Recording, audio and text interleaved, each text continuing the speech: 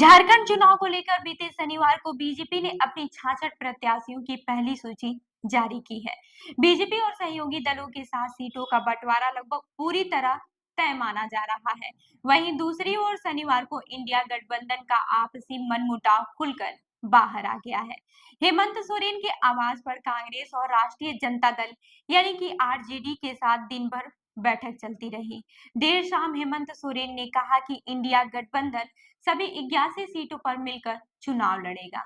उन्होंने कहा कि पिछली बार हम कांग्रेस और आरजेडी साथ लड़े थे। इस बार लेफ्ट पार्टी भी गठबंधन का हिस्सा है।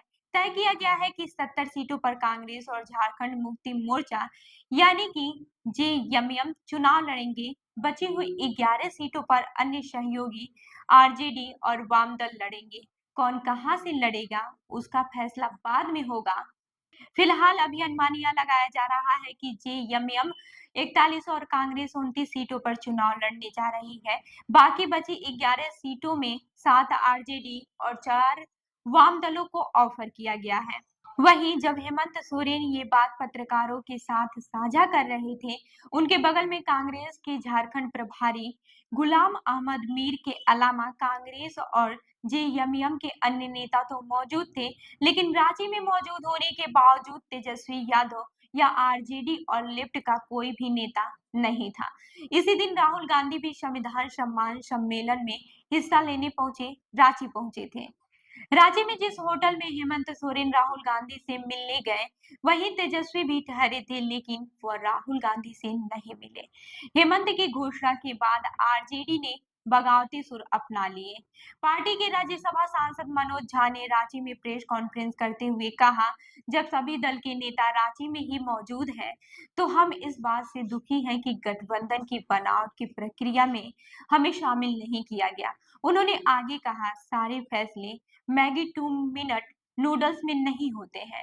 हमारे पास तमाम विकल्प खुले हैं। जेएमएम महासचिव सुप्रियो भट्टाचार्य बीबीसी से कहते हैं, अलायंस में सब कुछ ठीक है। जहां तक बात आरजेडी की है, तो 18 से 19 अक्टूबर के बीच तेजस्वी यादव के साथ 3 बार बैठक हुई।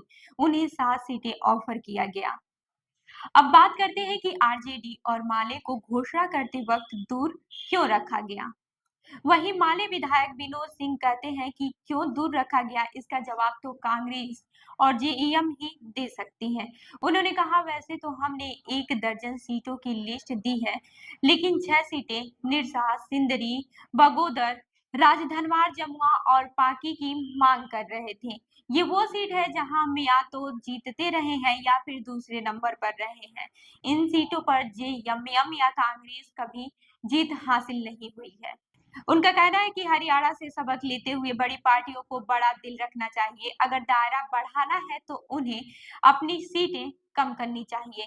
झारखंड कांग्रेस के उपाध्यक्ष बंधु तिर्की मानते हैं कि इंडिया गठबंधन में फिलहाल सब कुछ ठीक नहीं चल रहा है। वह कहते हैं कि अगर तेजी से डैमेज कंट्रोल नहीं किया गया तो जनता के बीच इसका गलत मैसेज जाएगा। हालांकि अभी बहुत देर नहीं हुई है, हम आपस में बातचीत कर रहे हैं। हरियाणा जैसी स्थिति यहाँ नहीं होने देंगे। इन सबके बीच एनसीपी शरद गुट ने भी 6 सीटों पर प्रत्याशी उतार दिए हैं।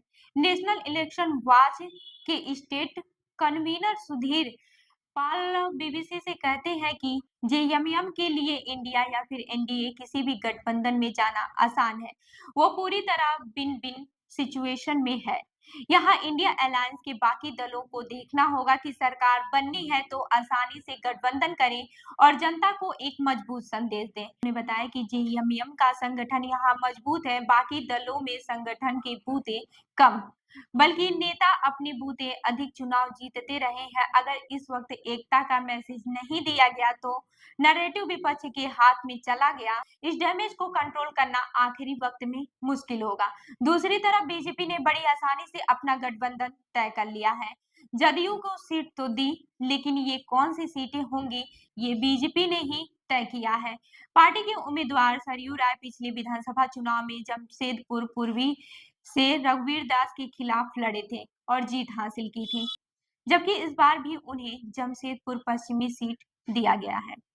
पिछली बार all India Jharkhand student union यानी कि आजसू के साथ चुनाव पूर्व समझौता टूट गया था, जिसका नुकसान बीजेपी को हुआ। इस बार 10 सीटें देकर आजसू के साथ भी गठबंधन कर लिया गया है। वहीं लोजपा जहां 3 सीट मार रही थी, उसे 1 सीट देकर मना लिया गया है। बीते 1 महीने में पीएम नरेंद्र मोदी 2 बार झारखंड का दौरा कर चुके हैं। वहीं राहुल गांधी 1 बार झारखंड पहुंच चुके हैं।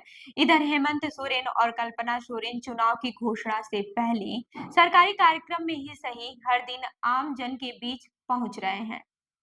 तो इस खबर पर क्या है आपका कहना, हमें जरूर बताएं। मैं हूं रूबी आपके साथ और आप देख रहे हैं जनदर्पण न्यूज। धन्यवाद।